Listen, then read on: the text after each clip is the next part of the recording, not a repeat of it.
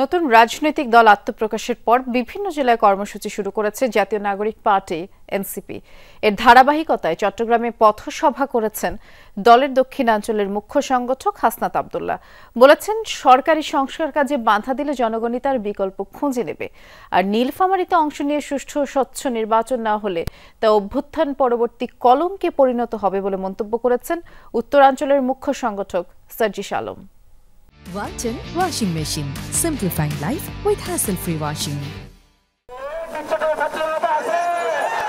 জনমত আর জন আকাঙ্ক্ষা করতে জেলায় জেলায় জাতীয় নাগরিক পার্টির পথসভা ও লিফলেট বিতরণ। চট্টগ্রামের ২ নম্বর গেট বিপ্লব উদ্যানে জুলাই গণহত্যার বিচার দাবিতে পথসভায় অংশ নেন দলটির দক্ষিণাঞ্চলের মুখ্য সংগঠক হাসনাত আব্দুল্লাহ। তিনি বলেন, সরকারি সংস্কার কাজে বাধা দিলে জনগণই তার বিকল্প খুঁজে নেবে। সেখানে এনবিআরকে দুর্নীতির আতুরঘর বলেও মন্তব্য করেন তিনি। অসহায় দুর্ভোগের রেজিমেন্ট হিসেবে পরিচিত হয় সেটা হচ্ছে সচিবালয়, এবং দুর্নীতির আতুরঘর হিসেবে পরিচিত হয় সেটা হচ্ছে এনবিআর। যদি হাসিনা না পড়তো, যদি ফ্যাসিবাদ সরকার টিকে যেত, আবার ঠিক কিন্তু আপনারা এই ফ্যাসিবাদী সরকারের পদলেহন করে, এই আওয়ামী লীগ সরকারের পদলেহন করে কিন্তু আপনারা আবার চাকরি করতেন। হাসনাত অভিযোগ করেন, সচিবালয়ের যেসব কর্মকর্তারা আন্দোলন করছেন তারাই ৫ আগস্টের আগে আওয়ামী সরকারকে সমর্থন দিয়েছিল। শেখ হাসিনাকে সমর্থন জানিয়ে আপনারা হচ্ছেন অফিস করেছেন। আপনারা কিন্তু এখন আপনারা হচ্ছেন হুমকি দেন যে আপনারা হচ্ছেন অফিস চলতে দিবেন না, আপনারা হচ্ছেন অফিস বন্ধ করে রাখবেন। ৫ আগস্ট কিন্তু আপনাদের এই হিম্মতটা ছিল না।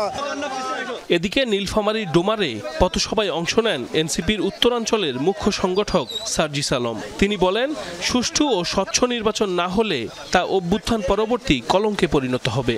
যখন এই সুষ্ঠু স্বচ্ছ নির্বাচন দেওয়ার উপযুক্ত সময় হবে, অন্তর্বর্তীকালীন সরকার বলেছে আগামী জুনের মধ্যে, তখন যেন এটি হয়। দ্রুত নির্বাচন হবে, স্বচ্ছ সুষ্ঠু হবে না, তাহলে ওই নির্বাচন অভ্যুত্থান পরবর্তী সময়ে একটি কলঙ্কে পরিণত হবে। সার্জিস বলেন, নির্বাচন দ্রুত করতে গেলে তা সুষ্ঠু ও স্বচ্ছ হবে না। দুর্নীতি দমন কমিশনকে ব্যবহার করে রাজনৈতিক ফায়দা নিয়েছে আওয়ামী লীগ, এমন অভিযোগও করেন তিনি।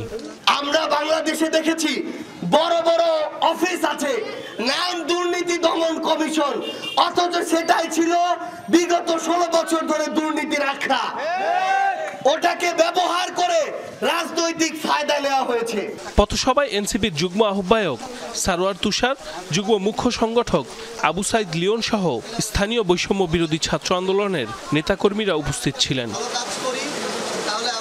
সাইফ আহমেদ, যমুনা নিউজ।